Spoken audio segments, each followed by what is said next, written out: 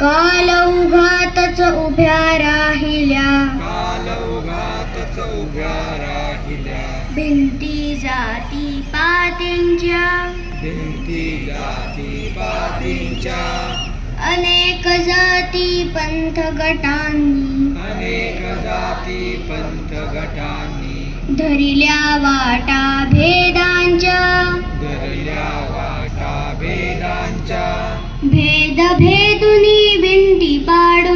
भेद भेदुनी भिंती पाडुनी, समरसताती आणूया,